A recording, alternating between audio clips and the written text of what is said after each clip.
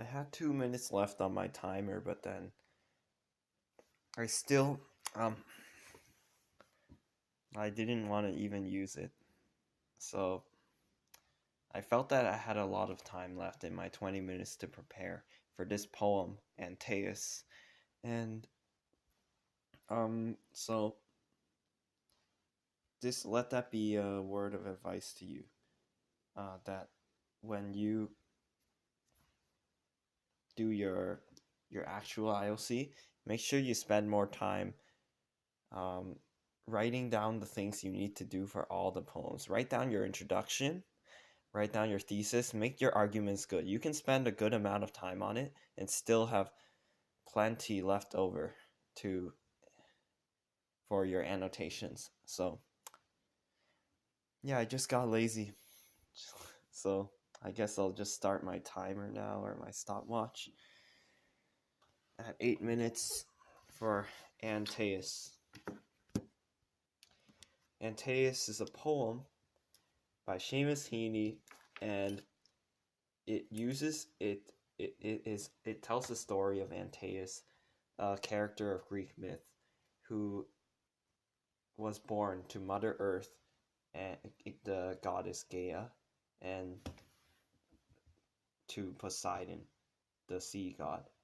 And this idea allowed in the myths, Antaeus was a strong giant-like creature who could who was part of Heracles' quest to for the 12 labors, and Antaeus' power was that he could defeat men by taking his power from the ground, which made him extremely strong.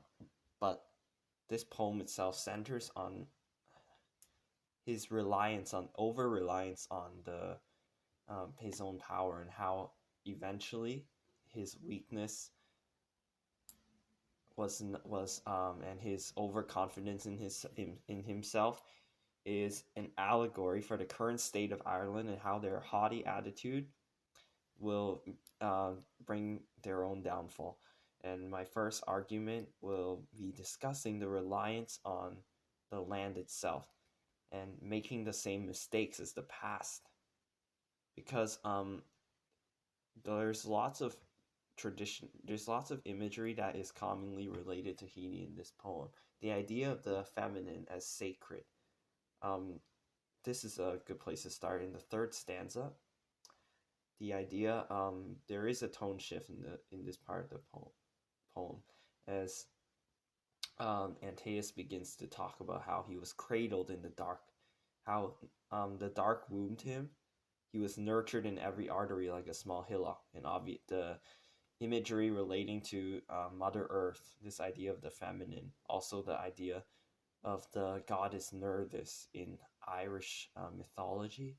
This all connects to Heaney's overarching theme of how the feminine is the ideal, of Ireland, how being all this imagery relates the human with the nature, and it really sets up the pastoral landscape. So this is an overarching extended metaphor which relates to my thesis as an allegory, because it discusses how important the land is, how there's all this it's almost like as if it were a cyclical pattern of being provided for, how he's so reliant on the earth because the earth is like a mother. The earth's long contour in the second stanza, her river veins. The ground is operative as an elixir. This simile connects to the idea of nectar in Greek mythology. It's another allusion. And the fact that this caesura in the sixth line is present really separates the idea of being healed with not being weaned, which means that Ireland is too reliant on the ground. And as we know, the ground represents the past, because there's a line in this poem somewhere Okay, the idea at the end of the poem describing the elevation and the fall, that juxtaposition there. Um, the idea that the higher up he goes, the less Antaeus is able to draw from the earth. And the reason why is because in many of Heaney's poems, this idea of digging down into the past is also like a timeline. So the higher it is, the closer it is to the present. But then looking into the past is also an important aspect of how we draw our strength, how we draw our knowledge. And this leads me to my second argument, which is that this mentioned the appearance of Heracles as representing Britain. It supports the ignorance of Antaeus to his weakness. That there's a huge tonal shift in the second last stanza, in which there's a colon, the use of punctuation after Atlas, maintaining the idea of the mountain, the high up mountain where Hercules has to travel to get the golden apples, but before that he has to get past Antaeus. So Antaeus is merely an obstacle, not the key part of the quest. So defeating Antaeus is actually not the main thing at stake here. However, Antaeus treats it as if he were so important in this story that he must wrestle with me before he passed into that realm of fame. This idea of guarding the land, guarding Ireland. However, also how England themselves, we don't in this poem, the mood of this poem does not include anything other than this ostentatious anecdote of Antaeus's life. And although, okay, in the last stanza, the idea of among skyborn and royal, describing Britain, describing how they are civilized as a regal land, also how this idea of skyborn juxtaposes Antaeus's belonging to the ground. And this is what opens the eyes of the reader up to the weakness of Antaeus, because they do realize he says, Antaeus, in this third last line, he may well throw me and renew my birth. So he's aware that he has a weakness, but he's not doing anything about it. And this contributes to the idea of fate. How perhaps fate is playing a role in Ireland's downfall, their destruction. And the idea of renewing the birth is an idea of contributes to this pretentious attitude that Antaeus takes on, as if this were a game to him. There was nothing to lose, that he would just come back. He would be renewed by the earth no matter what happened. This idea of taking himself as a god. And this overarching pattern relating to the feminine, relating to the earth, relating to the allusion to the Greek myth, it's not necessarily pastoral in nature, as Heaney's poems continually talk about. But drawing back to the first stanza, there's the idea of confronting the death in the darkness, because he rises flushed as a rose in the morning.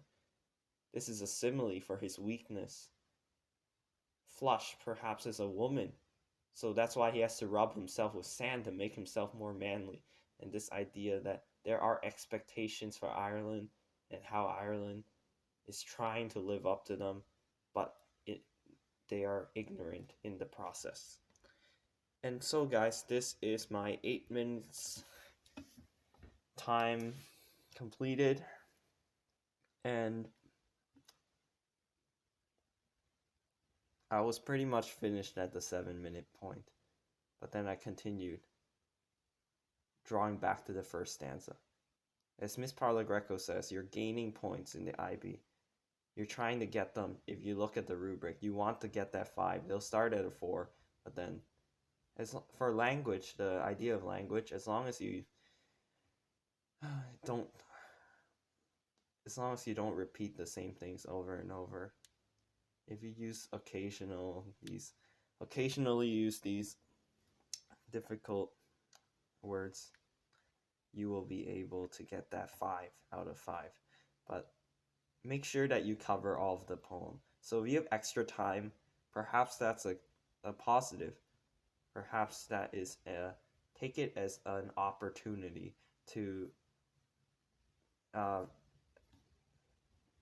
elaborate on some of the ideas that you perhaps have not touched.